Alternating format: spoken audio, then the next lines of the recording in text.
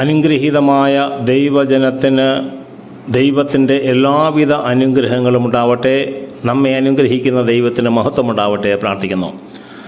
സഹോദരങ്ങളെ, ബൈബിളിൽ ഒബാദിയ പ്രവാചകന്റെ പുസ്തകം 1-ാം അധ്യായം 15-ാം തിരുവചനത്തിൽ പറയുകയാണ്, നീ പ്രവർത്തിച്ചതുപോലെ തന്നെ നിന്നോടും പ്രവർത്തിക്കും, നിന്റെ പ്രവർത്തികൾ നിന്റെ തലയിൽ തന്നെ നിപതിക്കും.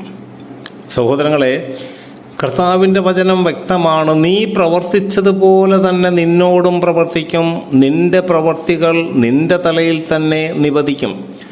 മറ്റുള്ളവർക്ക് നന്മ ചെയ്യാൻ പഠിപ്പിക്കുന്ന ദൈവം ആഗ്രഹിക്കുന്നു നീ പ്രവർത്തിക്കുന്ന നന്മ നിനക്ക് വരണമെന്ന്. അതേസമയം ഇന്ന് നീ തിന്മയാണ് മറ്റുള്ളവർക്ക് വേണ്ടി നിരൂപിക്കുന്നത്, പ്രവർത്തിക്കുന്നത് എങ്കിൽ അതേ തിന്മ നിന്റെ തലയിൽ തന്നെ പതിക്കുമെന്നാണ് വചനം പഠിപ്പിക്കുന്നത്. ദൈവത്തെ കബളിപ്പിക്കാമെന്ന് ആരും വിചാരിക്കേണ്ട. ഗലാത്യരുടെ പുസ്തകത്തിൽ 6-ാം അധ്യായം 7-ാം വാക്യത്തിൽ എഴുതി വച്ചിരിക്കുകയാണ്. കാരണം നീ വിതയ്ക്കുന്നത് തന്നെ കൊയ്യും. നമ്മളിന്ന് നെൽക്കതിരുകൾ, നെൽമണികളാണ് വിതയ്ക്കുന്നതെങ്കിൽ അതിൽ നിന്ന് നെല്ല് മാത്രമേ കിട്ടുള്ളൂ. മാവും തൈയാണ് നട്ടാൽ നമുക്ക് മാങ്ങ കിട്ടും, അതിൽ നിന്ന് തേങ്ങ കിട്ടുകയില്ല. പ്ലാവിൻ തൈയാണ് നടുന്നതെങ്കിൽ അതിൽ നിന്ന് ചക്ക കിട്ടും, അതിൽ നിന്ന് മറ്റൊന്നും കിട്ടുകയില്ല.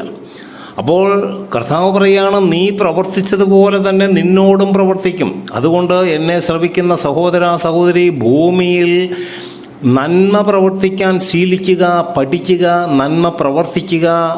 അതുവഴി നമ്മുടെ ജീവിതത്തിൽ ദൈവമായ കർത്താവ് നന്മ കോരിച്ചൊരിഞ്ഞ് നമ്മുടെ കുടുംബത്തിലേക്കും തരും.